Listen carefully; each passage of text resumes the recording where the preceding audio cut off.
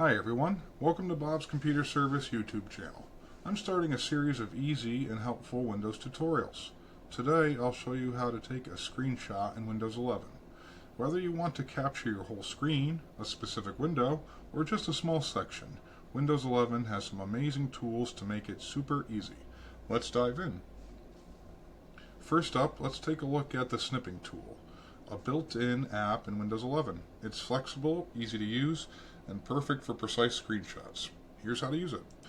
Click the Start button and start typing Snipping Tool. And as you can see, it populates it already without having to type it all the way in. Just click here to open it. When the app opens, you'll see a toolbar with all different options. You can do a rectangular screenshot, Windows, full screen, or freeform. I'm going to click and stick with regular, and then click New Screenshot.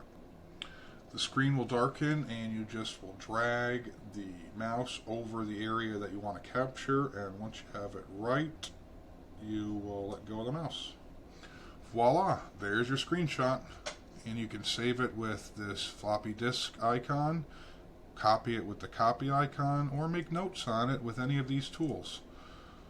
And you can do that. I don't want that, so I'm going to get rid of it.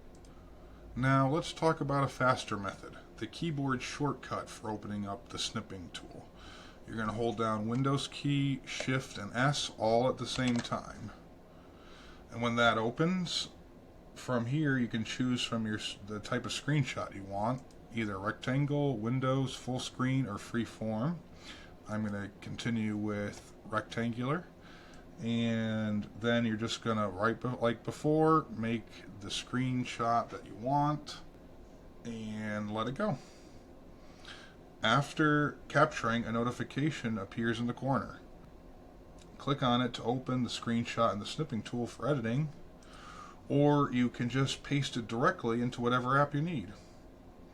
Here's one more quick bonus tip.